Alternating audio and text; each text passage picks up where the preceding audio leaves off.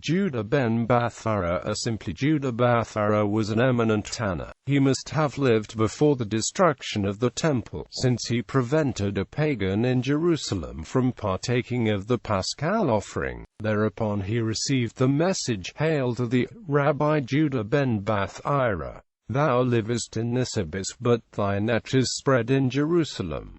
Since Judah was not present himself at the Passover in Jerusalem, it may be concluded that he was far advanced in years, although as a citizen of a foreign land he was not bound by the law which demanded the celebration of the Passover at Jerusalem. At Nisibis in Mesopotamia he had a famous college which is expressly recommended together with other famous schools. Personal interactions. Elazar ben Shammua and Yohanan the sandal maker started on a journey to Nisibis in order to study under Judah ben Bathyra, but turned back when they reflected that they were giving preference to an alien country over Israel. Judah b. Bathyra himself undertook a journey to Rome with some colleagues. No sooner had they landed at Puteoli than they returned home weeping. Judah once arrived at Nisibis just before the beginning of the fast of the 9th of Ab, and although he had already eaten, he was obliged to partake of a sumptuous banquet at the house of the chief of the synagogue.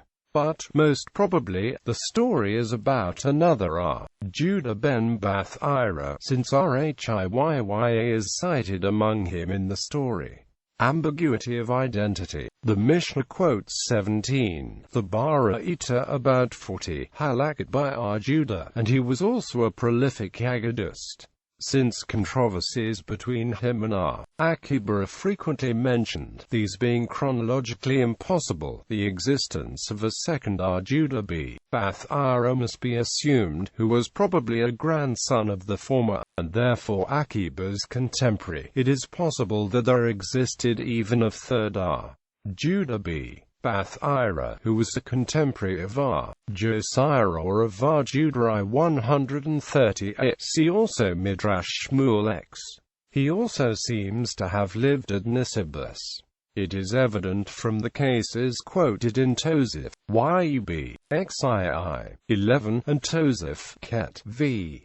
1, that Judah b. Bathyra did not quite keep pace with the halakha as it was formulated in Israel, and represented rather the earlier standpoint. This Judah is probably also the one who now and again is mentioned simply as ben Bathyra. Compare Tosef, Pez. E. 8, where Judah and Joshua dispute with ben Bathyra. Here again the first and last names Judah and ben Bathyra probably belong together, making one name, so that Joshua was the only other person concerned. In Mishnah Pez. E. 3, the additions have Judah ben Bathyra, while the Yerushalmi has only ben Bathyra. There is one passage, however, where Judah b. Bathyra and b. Bathyra are reported as entertaining different opinions, hence Maimonides takes ben Bathyra to be identical with Joshua ben Bathyra.